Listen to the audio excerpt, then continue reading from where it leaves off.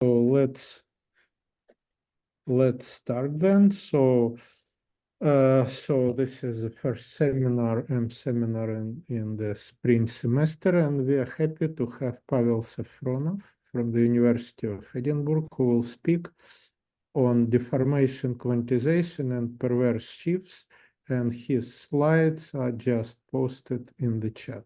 Pavel, please. Yeah, thanks for inviting me. So I want to talk about some joint work with Sam Gunningham. So pretty much all the results that I'm going to state are explained in that paper on the archive. Okay, so let me begin with a very general introduction. So I would like to study certain categories attached to a symplectic manifold, and more precisely to a holomorphic symplectic manifold. Okay, and there are different kind of categories you can attach. You can call them quantization of that symplectic manifold. So you can attach a category defined using some analysis. So that's the Fukaya category.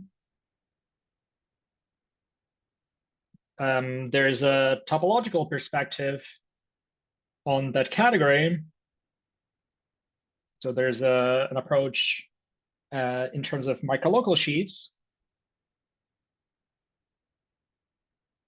And another approach to defining some category associated to symplectic manifold is by looking at deformation quantization modules. So that's. Are you talking about arbitrary symplectic, holomorphic symplectic manifolds, or just exact? I'll be precise in a few slides. Yeah, because I understand that it's kind of very unprecise, but I do have objections even to this diagram. Yeah, it's in a second everything will be exact, and I will explain how to pass between exact and non-exact. So even if you're considering non-exact differential quantization modules, you can pass to exact symplectic manifolds. So I'll get to that in a few slides. All right. And when you say Fukaya category, do you mean Fukaya category of this symplectic manifold as a real symplectic manifold? That's right. Yes. So it's going to be some rough Fukaya category of the real symplectic manifold. And again, I probably think of this as some exact symplectic manifold. But let me just say that I will actually, apart from this slide, I will not mention any Fukaya categories. So, and this whole project is about this relationship between topology and algebra. So it's a kind of Riemann-Hilbert correspondence between something to do with deformation quantization modules and something to do with microlocal sheaves. And again, I'll try to make this more precise in a few slides, like what the precise theorem is. But that's roughly where I'll be. I'll mostly be actually talking about deformation quantization modules. But then there's going to be another thing you can define using some kind of topology, so sheaf vanishing cycles and things like that. Okay, so the idea is that if you have a symplectic manifold, you have two Lagrangians, you can define the Holm complex in different ways, and the goal is to compare kind of Holm complexes in different approaches. I will not establish any equivalences of categories.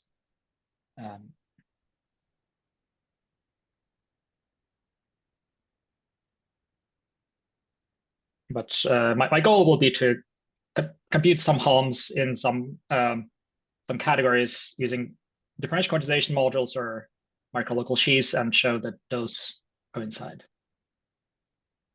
Okay. Okay, so let me try to say something slightly more concrete. So before I said that that was the last slide about Fukaya categories, which was the first slide. So this is the last slide about microlocal sheaves, the last and first slide about microlocal sheaves. So again, I will not be talking about microlocal sheaves. The rest of my talk will be about DQ modules, but just to sort of explain the general framework, I think it's useful to think topologically. So yeah, if you have a some real manifold M, maybe real analytic manifold, you can talk about sheaves on M with a specified singular support. So singular support is some conic subset of the cotangent bundle of M. And in this way, you can microlocalize this this notion of sheaves to the cotangent bundle. And so you get this stack, sometimes called the Kashawara-Shapiro stack, of microlocal sheaves that's defined on the cotangent bundle. And if you just look at global sections, you get back sheaves on the underlying manifold. And when I say sheaves, I mean sheaves of complexes. So these are like everything is about stable infinity categories. So this is sheaves of complexes.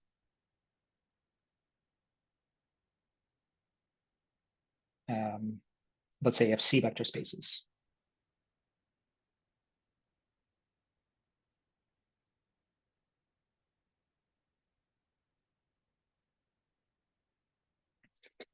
Okay, so if your manifold M is complex, you can talk about perverse sheaves. And so there's a T structure on this stable infinity category, on the sheaf of stable infinity categories. And the heart of this T structure is this stack of microlocal perverse sheaves.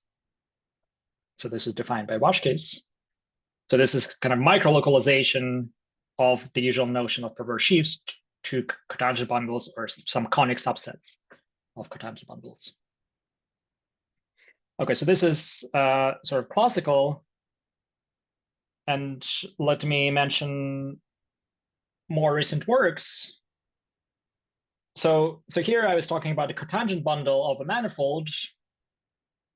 And so there are recent works extending this notion of microlocal sheaves to some exact symplectic manifolds.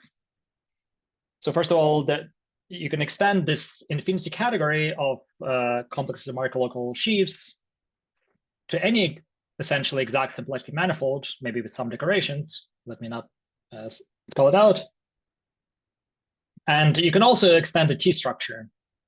So the setting I'll care about most is, yeah, you have an exact holomorphic symplectic manifold.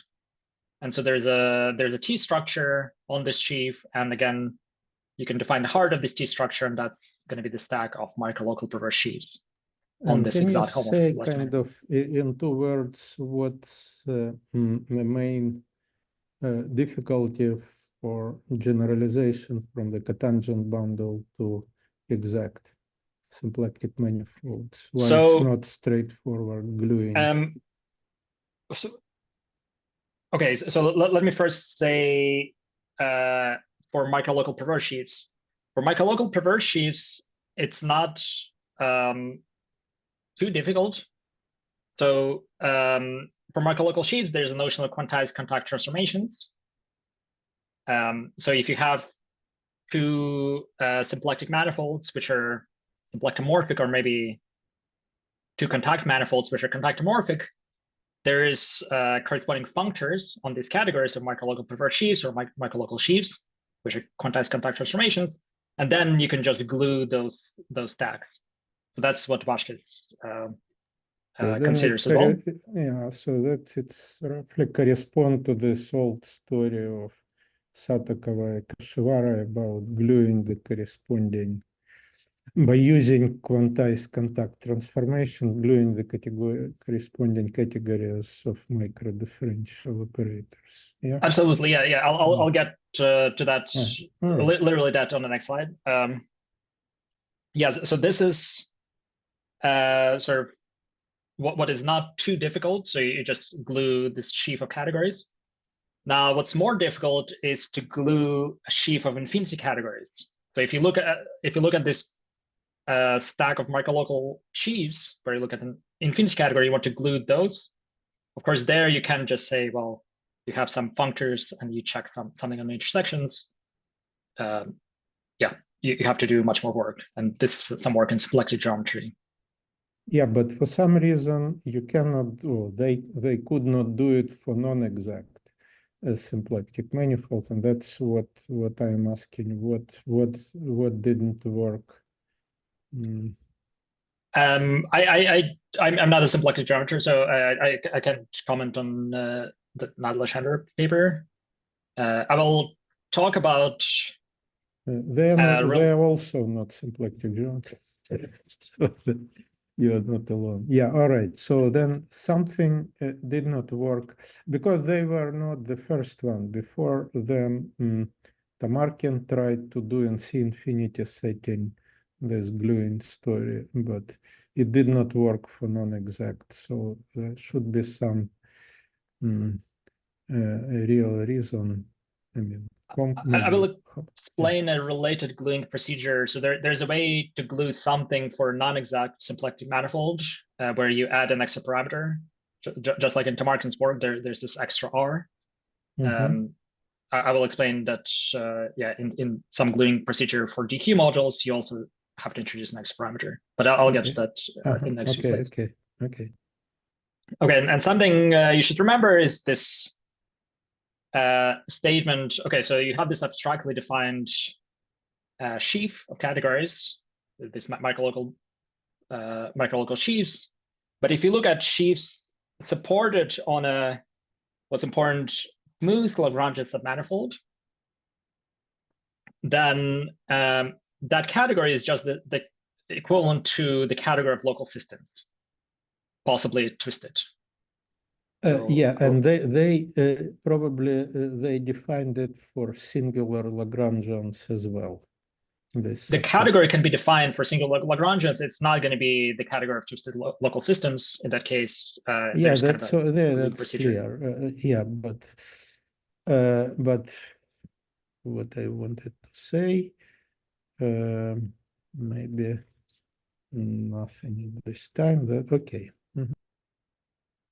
Okay, yeah, and so there's a Riemann-Hilbert correspondence which identifies perverse sheaves and D modules, regular holonomic D modules and perverse sheaves, and there's a microlocal version. It relates these microlocal perverse sheaves to deformation quantization modules that I'm going to define on the next few slides.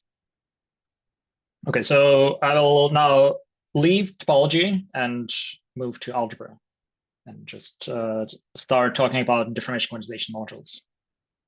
So here, just a quick question on this macrolocal perverse sheaf. Are they living on N or living on the base M? They live on M. So perverse sheaves live on the base M.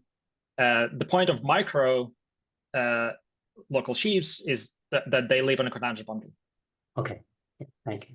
Yeah. So that's somehow the key. And will you return to this Riemann-Hilbert correspondence later, or should I ask you? I will state some version of Riemann-Hilbert correspondence, but yeah, maybe you can feel free to ask something now. I will not return to this particular version. Yeah, because you mentioned Voshkis and probably Andronikov before him. Yes. And so it's because it's when you say N, it's a cotangent bundle. Yeah, all right. Yes. So watch how this does it for cotangent regular bundles. singularity story, how it is encoded. I understand that for microdifferential you consider microdifferential operators with Lagrangian support, probably singular. But as for this mu perf stuff, hold on. Just with the Lagrangian support and how these regular singularities, are they hidden somehow? So this is the topological side. On the topological side, you look at ordinary perverse sheaves. So there's the story with enhanced sheaves. I'll let me not get there. No. On mu perf, yes, but on microdifferential. On the microdifferential side, it is going to be about regular holonomic microdifferential modules. Okay. I'll get to that in a second. Okay. So yeah, so that's the story about macrolocal sheaves, that kind of topological approach to defining these categories. But now I want to define these categories using algebra, namely using deformation quantization. Okay, so in my setting, I will start with some holomorphic contact manifold. So what is that? So another way to think about a holomorphic contact manifold is that you have y twiddle. So y is the contact manifold. So you can say you have y twiddle, which is a holomorphic symplectic manifold with a C star action. And this y twiddle over y is a C star torsor. So for the if y is so yeah, let me give an example. Yeah, for the cotangent bundle, probably it will be that. So if y is the projectivized cotangent bundle, the y twiddle is sort of punctured cotangent bundle. So this T star x minus x. Projectivized, the first line P star of T star of it's a definition. Yeah, okay. It's a quotient of so as I said, y twiddle is a C star torsor of y, so y is a quotient of y twiddle by C star. Yeah. The C star is acting freely. Yeah. Okay. It's like vector space with zero thrown away with the action of C star for those who like projective spaces. Yes. Okay. Yeah. Okay, so yeah, and in this kind of contact geometry, you can pass freely between y, which is contact, or you can think about its symplectization with the C star action. Because it's a conic symplectic manifold, it's exact. Okay, so all right. So now here's an important definition. You have this y, which is a conic symplectic manifold. Sorry, so a holomorphic contact manifold, or y twiddle, which is conic symplectic. So if you look at the algebra of functions on the y twiddle, it has a grading. The grading coming from the GM action. And so you have a graded Poisson algebra.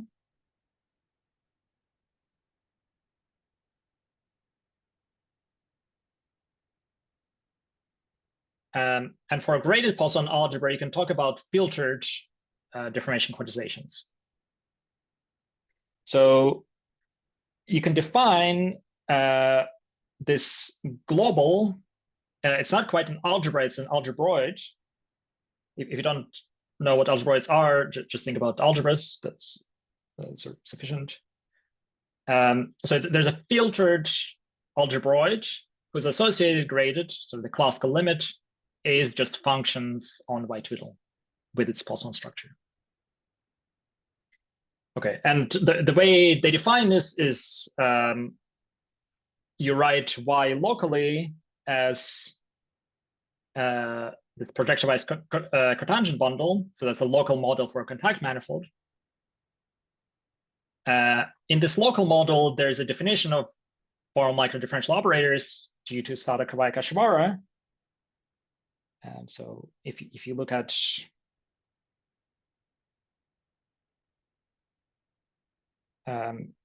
this chart, which is just a projectivized cotangent bundle, then there's this algebra defined by Sada-Kawai-Kashiwara. They also call it E. Maybe let me call it stripped E. And then you can glue those globally. Okay. Okay, so I just said that this is some deformation quantization. You probably know that in general, there are many differential quantizations.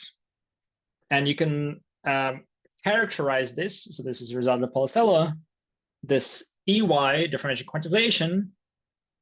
So that's a unique filtered quantization, which is self-dual. And self-duality means that there is this involution which sends a differential operator to its opposite. So actually, strictly speaking, locally, it's not it's not micro differential operators. It's sort of micro differential operators twisted by the square root of canonical bundle. Yeah, there is a kind of different point of view on all that. I don't know whether it's a right place to make this comment, but because you like contact manifolds, but later you will need symplectic anyway. Yeah. Yeah, and kind of there is an approach which was developed by Kontsevich actually before all these people, like at the beginning of 2000, I believe. And it's a bit more general because the cotangent bundle and the filtration is just, you can compactify fiberwise the cotangent bundle. And so then your filtration is just filtration by the order of Paul in the compactify. Okay, good. So you can sort of axiomatize. You can start with an arbitrary, I don't know, for example, an algebraic category with an arbitrary, say, affine algebraic variety, and define a good class of compactifications. Each compactification defines your filtration. So if your original algebraic variety was symplectic, like the cotangent bundle, so it's a generalization of the notion of the order of Paul with respect to in the cotangent direction. So then you can develop the deformation quantization in this framework, and of course you get a canonical filter algebroid, like everything you say, yeah, including the next proposition. Yeah, so which means that there is kind of, first, there is a slightly more general formalism, but why it can be useful, because deformation quantizations of symplectic, say, manifolds, right? They characterized by their characteristic class, like sometimes known as Deligne class. And it's an arbitrary path, formal path in the second cohomology, starting with the class of the symplectic form, like divided by that's H bar. right. And so this unique quantization, it corresponds to the formal path, which has just one term. That's right. Yeah. That's totally correct. So in this case, because you're talking about filter quantizations, there's no H bar parameter, so they're not parameterized by H bar dependent power series, but just H2 classes. And then, yeah, the canonical one is the one where this one is just symplectic structure, and nothing. Okay. All right. That's right. Yeah. So somehow the point is that there was something sort of locally concrete, this algebra EX of micro differential operators, and then you can glue this, or you can just, as Jan said, sort of classify all quantizations, and then just, I guess this is Fedosov's work. You can classify all quantizations by classes in H2.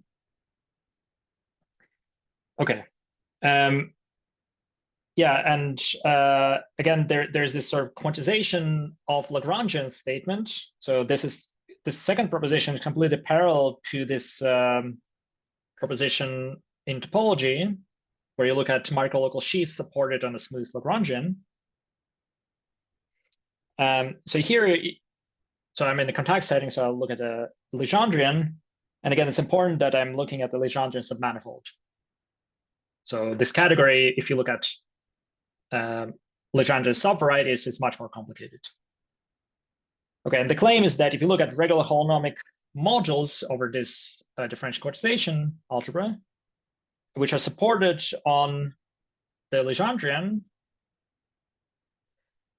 this category is equivalent to the category of local systems on the conductification.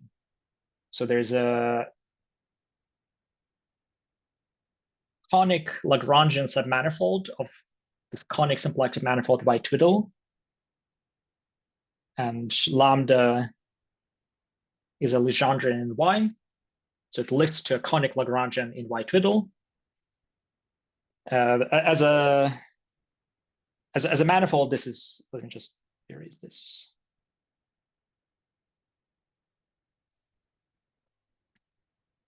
As a manifold, this lambda twiddle is just lambda cross C star. This C star torsor becomes trivial over the Lagrangian.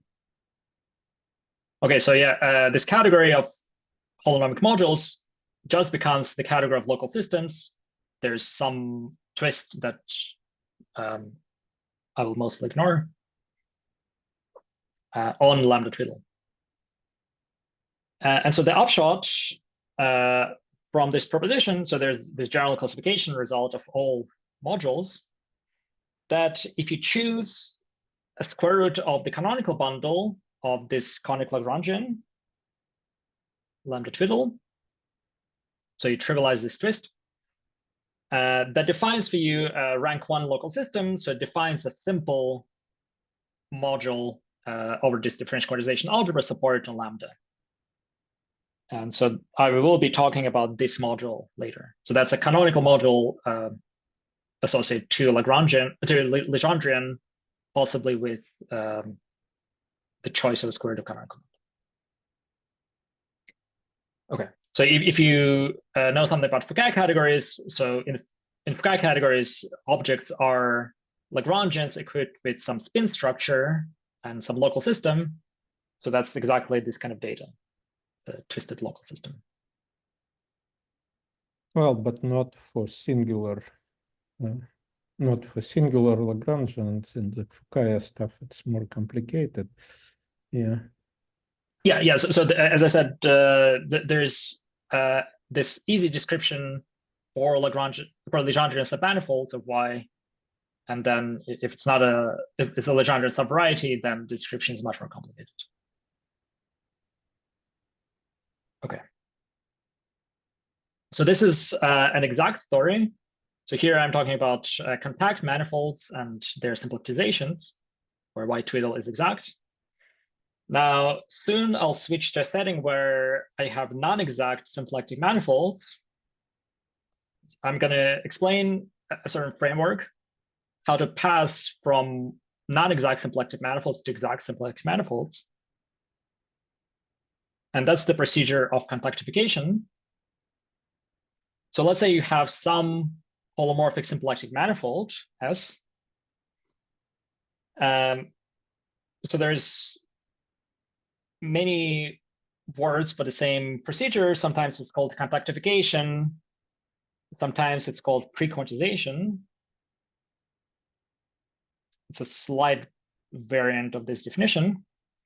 So you look at a C torsor. So if you look, usually when you talk about pre-quantization, you look at some unit U1 torsor. So here you look at a C torsor, so torsor for the additive group. Sorry, with a, I said flat connection, but I just meant connection. So there's connection 1 form on Y, and the curvature of this connection is minus the symplectic structure. Okay. So first, this compactification exists. So I'm a bit confused because, you know, this C torsor, so everything is holomorphic, yeah? Yes. Okay, so then curvature in holomorphic sense, yes, it's kind of. Yeah. So there's a Y carries a 2 0 form. part, yeah. Yeah. So Y carries a holomorphic 1 form, and differential of this is sort of minus pullback of omega. Mm-hmm. All right. Yes. So so that's the notion of compactification. If you look at this procedure, so that only exists if this kind of compactification exists if the class of the symplectic form in the RHom cohomology is trivial. So it's not going to exist generally, but it will exist locally. Okay. But for me, I will actually only care about Lagrangian submanifolds or possibly Lagrangian subvarieties. So when I say subvariety, it might be something singular. And the claim is that, of course, near a Lagrangian submanifold, the symplectic form is exact.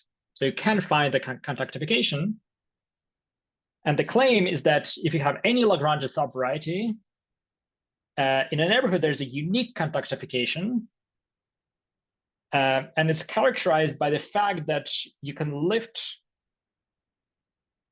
this fixed Lagrangian subvariety to a Lagrangian subvariety in Y.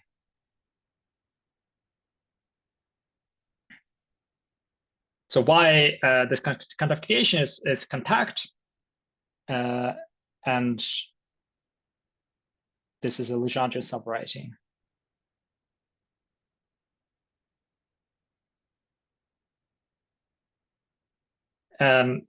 The structure of this Lagrangian is somewhat subtle. This projection is going to be a homeomorphism, but not in general an analytic isomorphism. But it's going to be an analytic isomorphism over smooth points.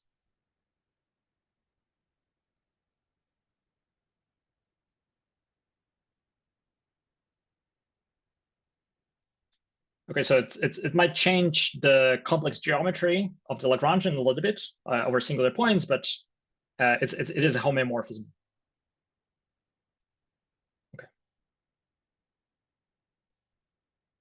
Okay.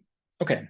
So what this theorem tells you is that if you're working near a Lagrangian subvariety in the symplectic manifold, actually you can just work in a contact setting. That's going to be important because later I'll be talking about Lagrangian submanifolds and their RHoms, and I will actually pass to this contact setting. Let me sort of ask you. So if you think locally along the L, which means that you choose a neighborhood of a point on L, probably that's okay, but it's not local kind of in a sense of this Weinstein story when you want to have a statement which is true for all points of L in holomorphic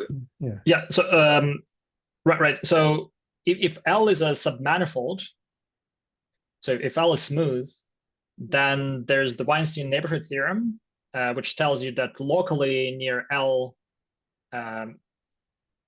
S looks like a cotangent bundle of L. No, it's not true in holomorphic setting. Yeah. So right. So the point is that locally this is true. Locally on L and locally in the normal direction. But the point is that you can glue these contactifications, and this is going to be something that's global along L. And whatever you tell later on, will it depend on the choice of the neighborhood of L? No, so this is a when I say unique contactification in neighborhood, it's sort of you can reduce the neighborhood, and then it's just by uniqueness. It doesn't matter what the neighborhood is. You can shrink it. That's okay, but your category will not depend on the neighborhood. So it sort of depends on the formal thickening of L. Yeah, it depends on the germ of L inside of S. Yeah. Okay. Great. Okay. That's right. Good. Okay, so if you might ask, like, why do I care about singular Lagrangians? And for me, the main example is that I'll have two Lagrangian submanifolds, so they're smooth.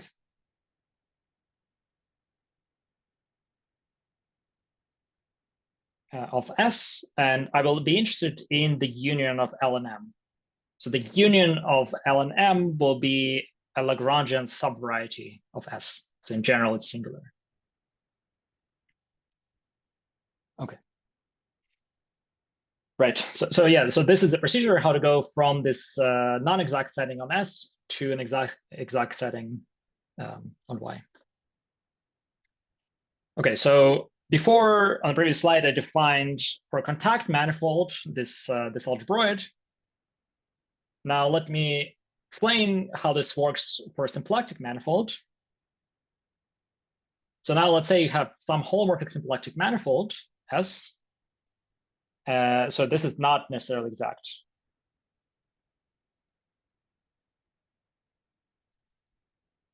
So the claim is that you can define this canonical deformation quantization algebroid. So this algebroid WS is defined over formal power series in H bar. So previously I talked about filtered quantizations and they were defined over C. So this one depends on an H bar parameter. And this is a deformation quantization in the usual sense. So if you mod out by H bar, you get a Poisson structure, and that Poisson sheaf of Poisson algebras is isomorphic to the structure sheaf. Okay. Okay, so let's now invert H bar. So that's this algebroid WS. So let me explain how this algebroid relates to this algebroid of microdifferential operators. So the way this works is that locally, okay, you can choose the conductification of S. Locally, the symplectic structure, the derived cohomology class is 0. So you can choose this Y. And you can define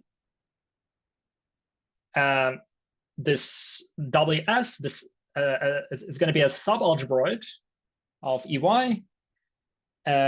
Basically, think about this C torsor. So think of that there's a locally a parameter T along that C direction. So even though T doesn't make sense, this is a C torsor, translations to the vector field along C make sense. So that's operator del T. So this is well defined, even though T is not well defined because it's a C torsor. And then you just look at operators commuting with this del T. So that's how you define this WS, and then you can show that actually WS is independent of the conductification and it glues together if you have several conductifications. And then there's an H bar parameter in WS. So this H bar parameter, you can think of this as it's del T inverse. So del T is this translation vector field along the C torsor, and its inverse is the H bar parameter. So again, EY doesn't have an H bar parameter, but del T plays that role in the exact setting. Okay. Any questions so far about this construction? No, I mean, it's kind of pretty standard way to trade dt minus 1 for H bar. I think it's in C infinity case, it goes back to kind of to 80s Guillemin and whoever, I forgot. Yeah, it's pretty clear. Yeah. Okay. Yeah. Sounds good. Yeah, and so again, there's a classification of deformation quantization modules. Again, I'm talking about Lagrangian submanifolds here. So if you have a smooth submanifold, so regular holonomic deformation quantization modules supported on the Lagrangian are the same as twisted local systems, except here, yeah. No, what means supported on L? You inverted H bar, so then kind of the stupid definition with support modulo H bar seemed to be. And no, so this means this support is you're talking about sheaf support, but importantly, so that's the word holonomic really. It's topological support, yeah. Yes, Just- it's a support of a sheaf. The No, but support of a sheaf is an analytic cycle in general. So that's what I'm asking you. No nilpotence. It's just stupidly sub-manifold. yes, subset. Yeah. Yes, subset. Yeah, it was manifold. Yeah, Okay, yeah. good. The non-trivial word here is regularity that I'm not going to define. So sort of holonomic just means support on some Lagrangian subvariety, and regularity is some condition about this module along L, so I will not define it. So the claim is that, again, this category is equivalent to the category of twisted local systems on the Lagrangian. Let me emphasize that, again, in this case, there's an H-bar parameter. So you have these CH-bar local systems, while in the exact case, there are C local systems. And may I sort of ask you a question, kind of your point of view? Okay, these people, they invert H-bar, which is for some reasons essential, but can we keep H-bar not necessarily inverted and impose some extra conditions like no torsion or something like that with respect to H-bar? So usually what happens, I will maybe get to that soon. There's two kind of CH-bar lattices. Like for WS is flat over CH-bar. So yeah, you can invert or non-invert. It's flat, doesn't matter. For the modules, or for the HOMs will not be flat over H-bar if you sort of do it over WS0. But there's another lattice which is flat. So this lattice is related to this defiltration. And that's an important piece of the whole story. But yeah, so actually you invert H-bar, but then you find another thing where you're allowed to set H-bar to be 0. Okay, yeah. But that's not the kind of classical limit. It's sort of another sort of H-bar equals to 0 limit. Yeah. Well, roughly speaking, the basis will depend on H-bar as well. So it's not just kind of trivial. Yes. Yeah, okay. Yes. Okay. So yeah, so again, the upshot here is that if you have a Lagrangian submanifold and you've chosen the square root of the canonical bundle on the Lagrangian, there's this canonical DQ module supported on the Lagrangian ML. So now I can study this module. And either a corresponding sort of a statement for singular L? No, so there are various results about the structure of this as. So some interesting results. There's this codimension 3 conjecture that Kashwar and Belonen proved.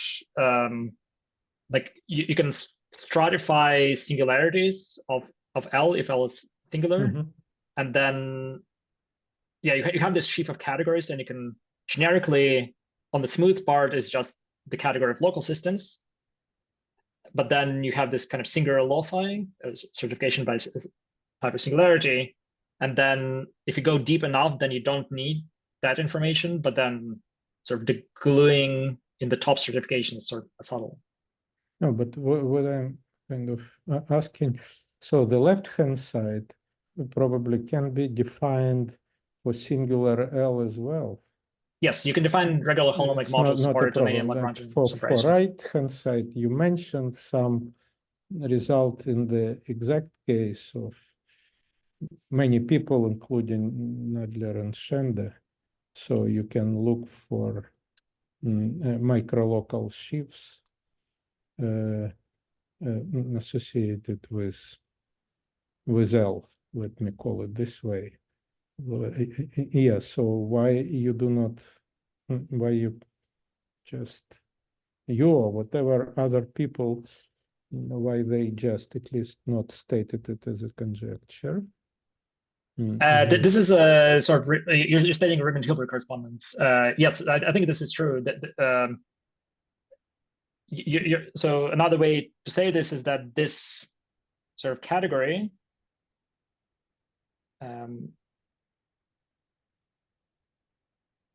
so this category by Riemann-Hilbert correspondence, this is equivalent to this microlocal perverse sheaf supported on L. Yes, and in the case when L is smooth, it's exactly yes, yeah. So yeah, that's another way to state the sequence. That's an example. And this is true. Okay, since we will need with Maxima reference in our forthcoming paper. So for singular L, what's what the reference for this local? So if you're talking about Lagrangians in a cotangent bundle, that's Vashkes. No, not cotangent bundle. There isn't anything. Ah, all right. That's pity. All right. Okay. Okay. Go ahead. Yeah, but I would say that like there is this Riemann-Hilbert correspondence, but then there is another sort of equivalence that if L is smooth, then it's equivalent to twisted local systems. That I would still think that there's a non-trivial step there. Maybe you would say that that's a trivial observation, but yeah. Yeah. All right. Okay. Thank you. Okay. So that's all I want to say about DQ modules. Now I want to. So the goal will be to compute RHom of these two to the DQ modules associated to two Lagrangians. And now let me explain what is the topological version of this RHom. So that's a slightly different construction. So now let me explain something that was defined by Joyce. It's a notion of a D-critical locus. Here D stands for derived. Okay, so start with some complex analytic space, X. And then a D-critical structure is going to be a section of this complex of sheaves. So you look at the truncated RHom complex. So you look at the structure sheaf and one forms with the derived differential, but no higher forms. And also because X is a complex analytic space, it might be singular, it might be non-reduced. You look at the cotangent complex of that. Okay, so then S is going to be a section of this complex of sheaves. Okay, so one property is that, okay, so you have this section, in particular, you have a function on X. So this function of X on X, if you look at the reduced part of X, the claim is that this function is just 0. Okay, so then it has this function potentially has some interesting information if X is not reduced, which is often the case. And the second property is that you can cover X by critical loci. So that's why it's called critical locus. Critical loci of functions on smooth manifolds. So here you have some functions on smooth manifolds.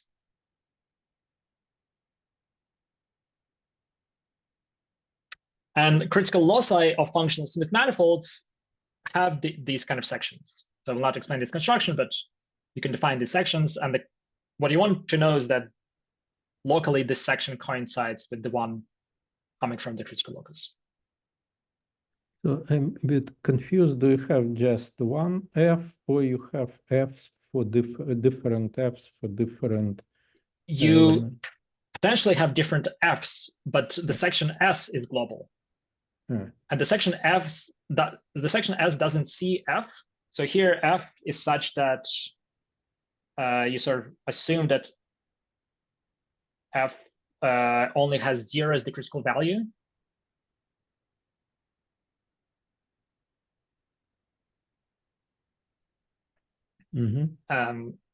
So the function F is not global. So X is not global at critical locus.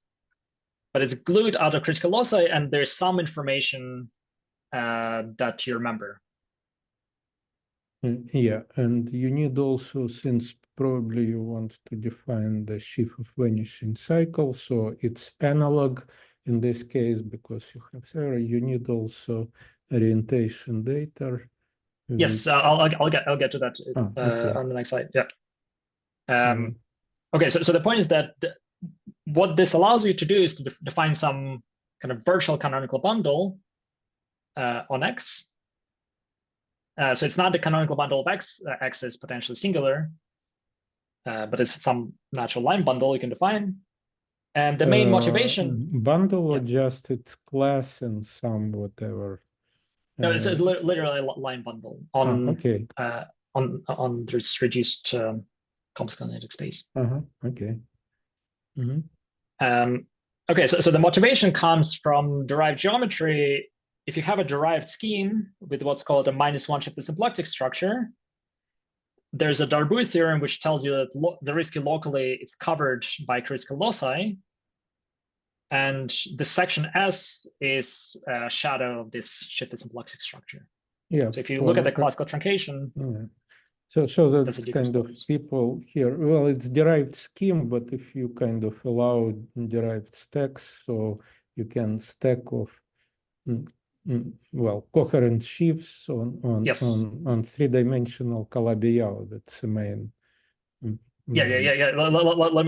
So yeah, that's example 2. So let me just go through the examples. Okay, yeah, I see it. Sorry. Right. So the main example for this talk is you have two Lagrangians, two holomorphic Lagrangians in a holomorphic symplectic manifold. You look at their intersection. That's the main example. Yeah, so as Jan said, that there's an example, you look at moduli of G bundles or coherent sheaves with a proper Calabi-Yau 3 variety. Another example that I mentioned at the very end is you have a closed oriented 3 manifold, and you look at local systems, meaning representations of the fundamental group of the 3 manifold. So then your function is just a Chern-Simons.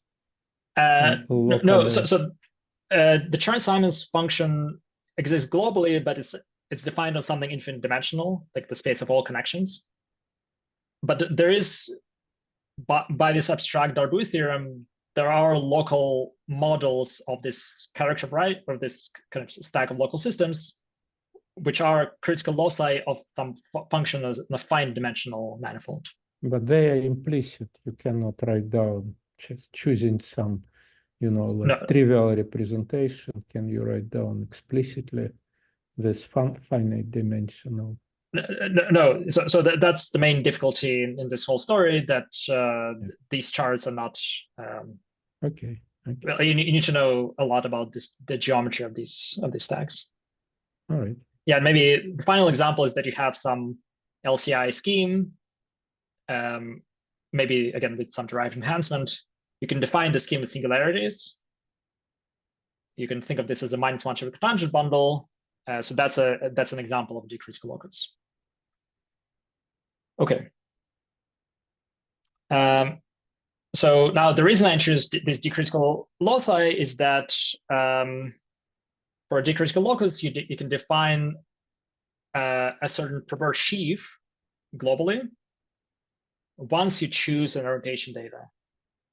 And the orientation data in this case is a choice of a square root of this line bundle, the virtual canonical bundle. So the claim is that, so this is the work of Brabus, Dupont, Joyce, and Chandroy, is that there's this global perverse sheaf. They prove actually much more than what I'm stating here, but let me just state this, that there's this global perverse sheaf, and it has a monodromy operator. So locally, X is the critical locus, and its perverse sheaf is the sheaf of vanishing cycles.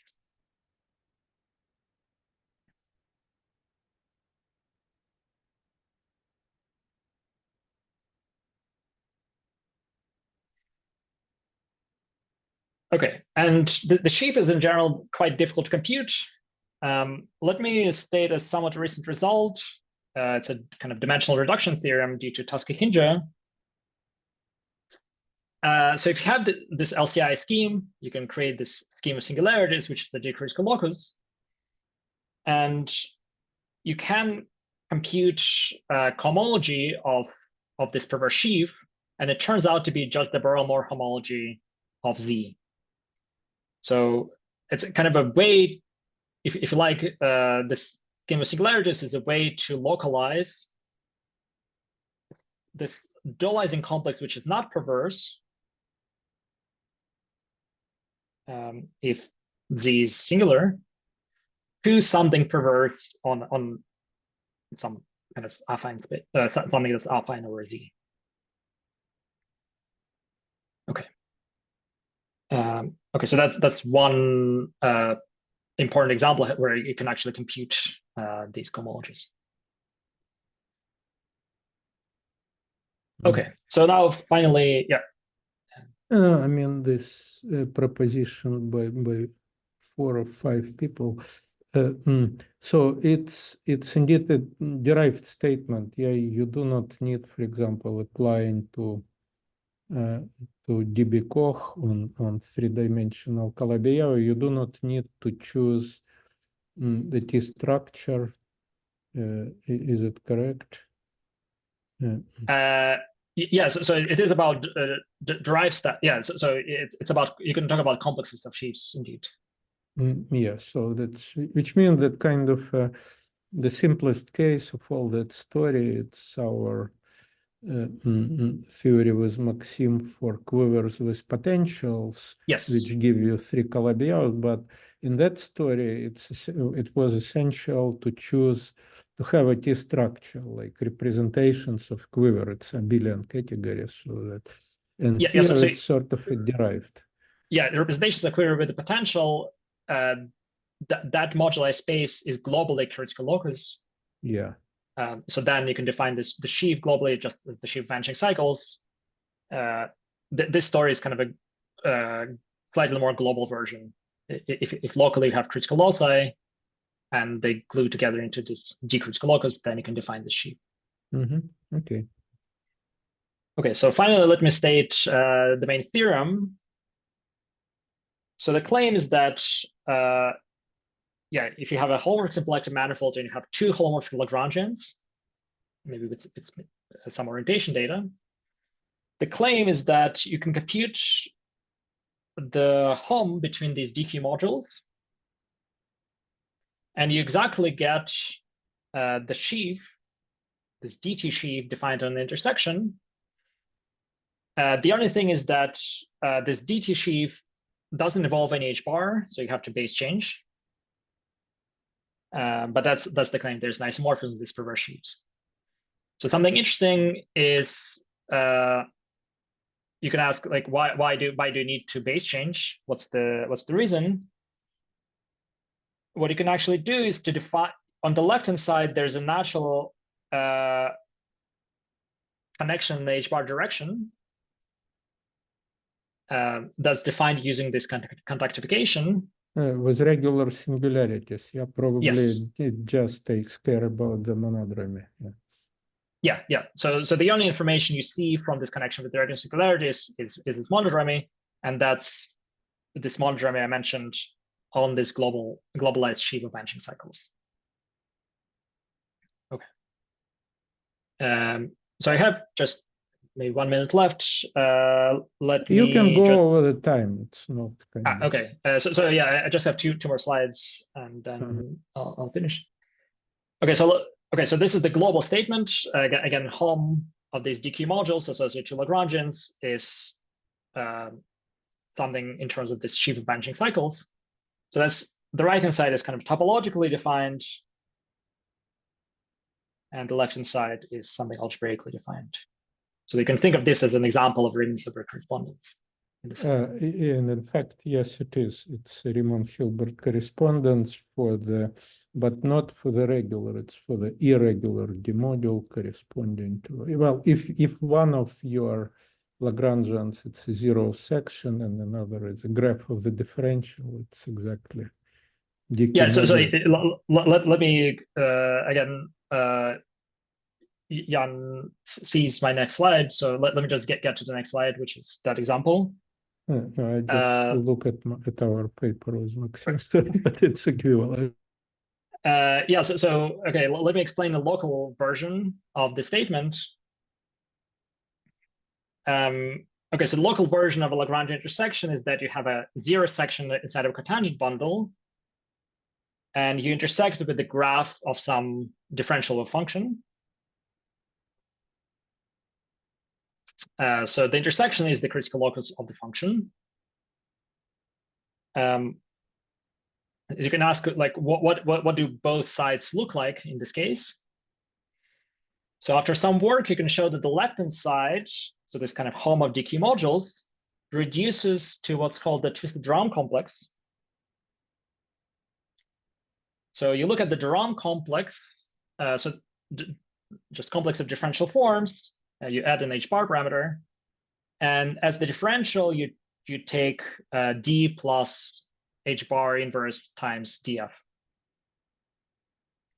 Okay, so you have this twisted RHom complex, and you can show that this is actually a perverse sheaf of the h bar vector spaces.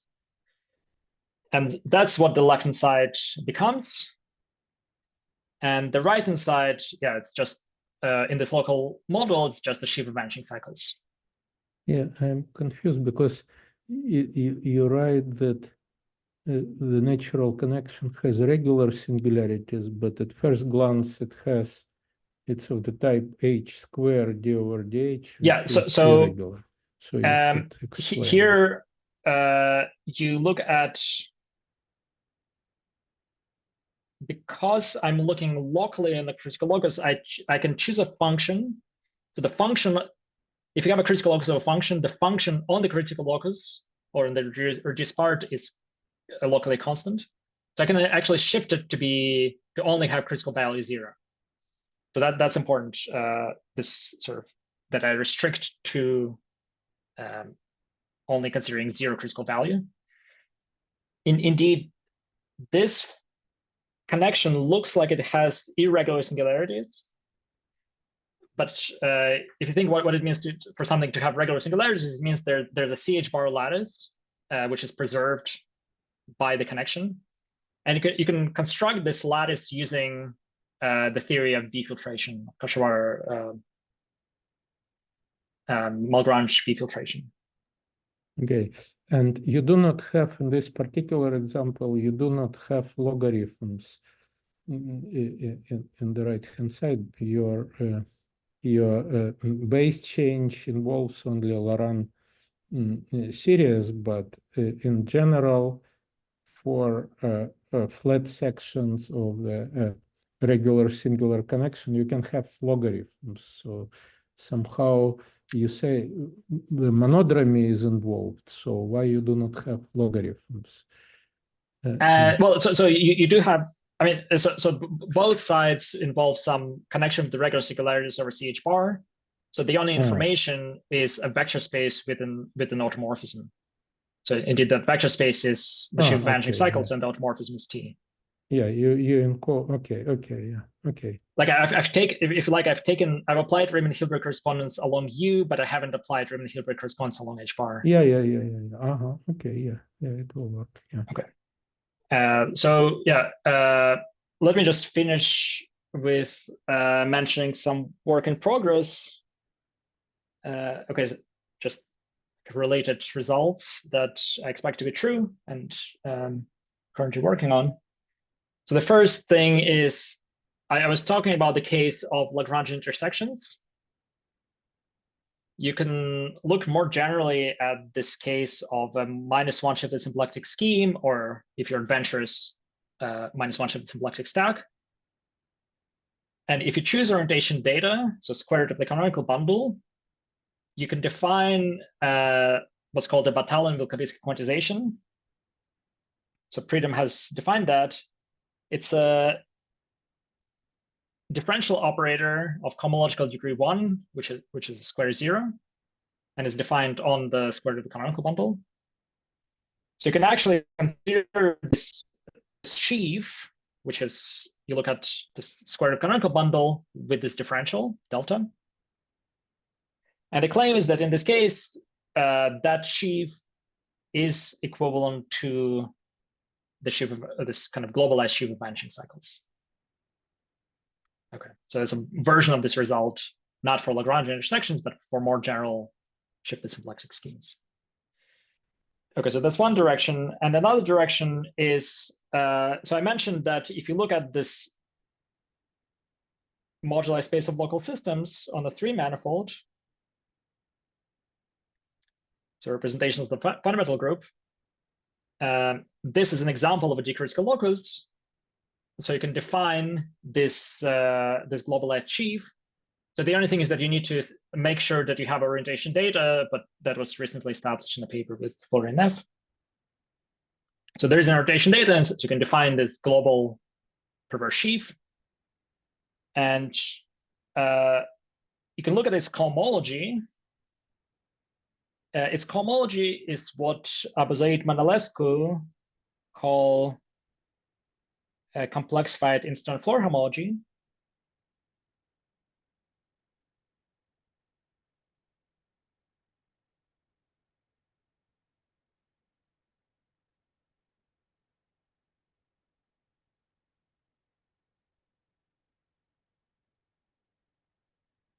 So that's the right-hand side. The only thing is that I look at this cohomology in top degree. And the claim is that top degree cohomology actually has another totally different definition, which is in terms of skein modules. So this is something about counting links in the 3 manifold, maybe labeled by some representation sub G, but both sides are kind of defined in a totally different way. And the claim is that in top degree that complexified instant floor homology coincides with gain module. And Okay. Q is related to H bar. Yeah, so Q is just exponential of H bar. But here I'm working over formal power series. Theorem, Oh, sorry, for formal Laurent series in H bar. Yeah. Okay. So yeah, I'll stop here. Thanks. Yeah, great. Thank you very much. Okay, are there any questions? Because I have few, so maybe first, are there any questions? Can you go to the previous 2 slides?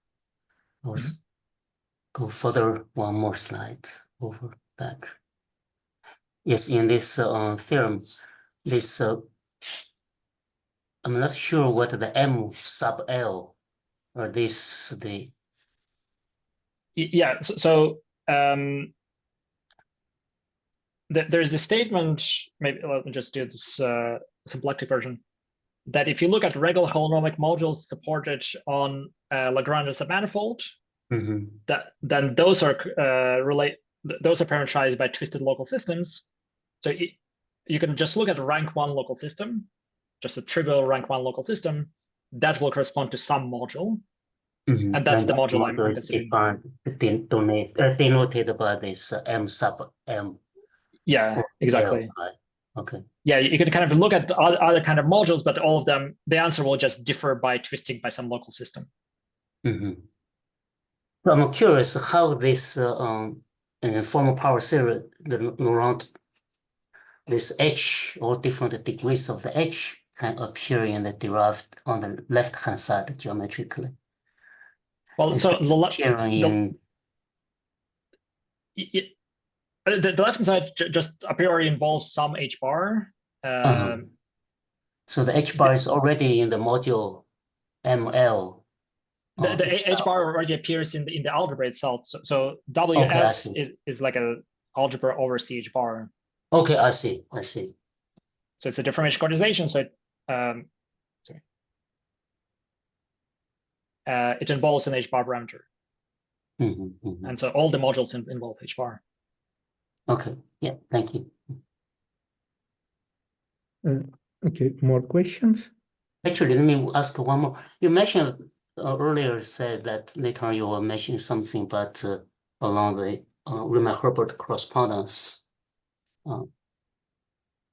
This is a kind of a Riemann-Hilbert correspondence. So The left-hand side is something about DQ modules. So you can think about D modules locally. Okay. And the right-hand side is something about vanishing cycles. So something about really microlocal sheaves. So this time the right-hand side is on the topological part, but this time this, I mean, in terms of perverse sheaf, the coefficients now it's not over C, but it's over CH over this. Yeah, so there's kind of two directions. There's Lagrangians and their intersection, and then there's H bar parameter. So I'm not, like, I still have a connection in H bar direction. So that there's a, let's say, D module in the H bar direction, but I'm not looking at sheaves in the L direction. Okay. Okay, thank you. Okay, more questions? So then let me ask you a few of mine. So first kind of formal thing, so you have this cohomology with coefficients in the sheaf of vanishing cycles, for example, when you spoke about skein modules and other stuff. Yeah. Why you do not consider the full cohomological whole algebra?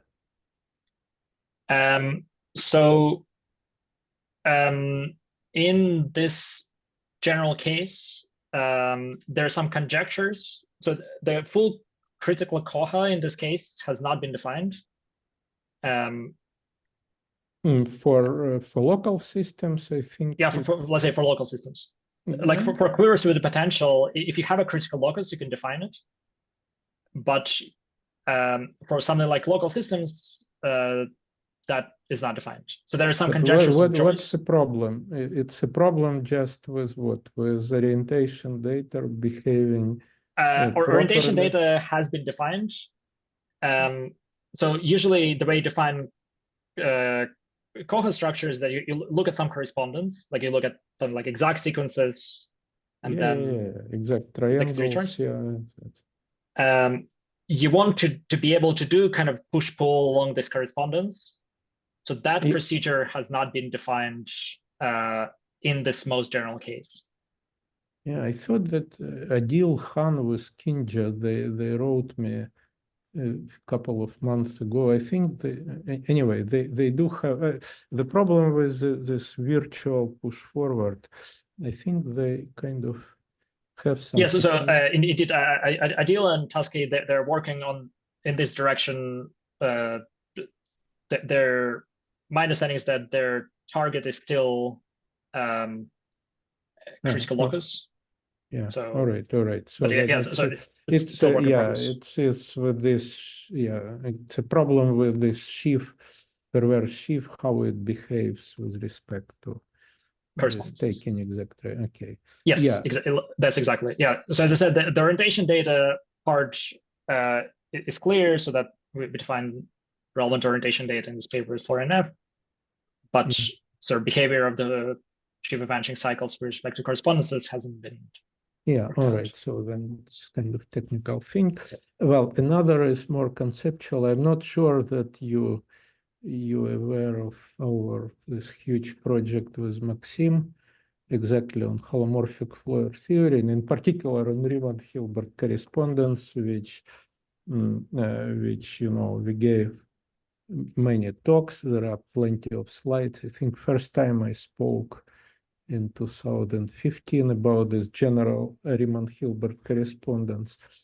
But the thing is, it's a little bit kind of opposite conceptually to what you explained today. Kind of your main structure, which you kind of advocate, it's perverse sheaves. And you try to compute everything in terms of perverse sheaves. So our main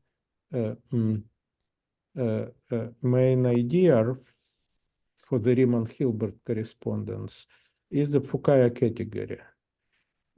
It's more basic and more fundamental object. And in the case of the cotangent bundle, you can compute it in terms of perverse sheaves, but this is it. For example, if you take a non-exact symplectic manifold like C star square, I have no idea how it can be it can be formulated in terms of perverse sheaves. We do have the answer in this case, and in, for example, in the elliptic case. So, which means that although you can go from non-exact symplectic manifold to exact, as you explained, I believe that it's not enough for the Riemann-Hilbert correspondence. I'm not sure what will not work, but the answer is not given in terms of perverse sheaves anywhere. It's more complicated. But and one more thing, that if you are interested in irregular D modules, it's not even, by the way, has been worked out for just for D modules, but for more complicated DQ modules, people even cannot say what is it. I believe. But nevertheless, if you're kind of accept the idea that the Fukaya category is a more fundamental object, then everything becomes much easier, in the sense that on the DQ module side, you start with a holomorphic symplectic manifold, and to define your category, global category of holonomic DQ modules, you choose a certain partial compactification similar to the fiber-wise compactification for the cotangent bundle. And in these terms, you define the global category of holonomic DQ modules. But exactly in these terms, you can define the Fukaya category. It's partially wrapped Fukaya category with a certain behavior at infinity. So then it's kind of Riemann-Hilbert becomes, I would say, a more natural statement. Now, this local version, which you mentioned, that something, if you consider DQ modules supported on smooth Lagrangian, so it's the same as local systems. From the point of view of Fukaya categories, there is this C infinity result of Abu Zaid, which says that if you consider the wrapped Fukaya category for the cotangent bundle, it's the same as the category of DG modules on the loop space, pointed loop space on the base. Right. And well, in many cases, well, in DG sense, it's just morally representations of the fundamental group of the base, which is the same as local systems. So then, again, this Fukaya point of view, it naturally predicts what should be the answer. So then I think that this perverse sheaves approach, it has its limitations. It's better developed, of course, due to Kashivara and Shapira. There is a lot of available theorems, but at some point, I believe it stops working. Yeah. Yeah. Okay. Yeah. There are plenty of slides if you just type them in. I've seen. My understanding is that as you said, you interested in a slightly different kind of direction. Like for instance, you have like irregular connection in the H bar direction and things like that. No. In H bar direction, well, it's regular as long as your D module is regular. No, it's not. No. In H bar direction, the point is the following: that if you have the Fukaya category, it depends on the symplectic form, not necessarily exact. Suppose that it's a holomorphic symplectic form, so you split it into the real part of the form, and the imaginary part, which is a B field, another part of the definition of the category. All right, and then you can rescale your holomorphic form by H bar. Right. And but then you have a family of Fukaya categories, and since the Fukaya category depends on the cohomology class of the symplectic form, then you get a monodromy on the local system of these categories. Exactly what is reflected in, for example, on the slide on this H called connection along H bar. Yeah, you can of course describe it as you said as a local system with an local system of categories with an autoequivalence. This kind of categorification of T. Yeah, but you can kind of, as you mentioned, you can include this T in the monodromy and just add logarithms. Yeah, but the point is that from symplectic point of view, this dependence on H bar is kind of very, very natural, because in reality you have a family of categories, not a single one. Yeah. So then, yeah. So anyway, so it's a long story. Fortunately, we will kind of post something on that project soon, including, by the way, this local theorem, which is exactly, which, yeah, this one, it's a local Riemann-Hilbert. All right, yeah, okay, good, yeah. All right, so more questions?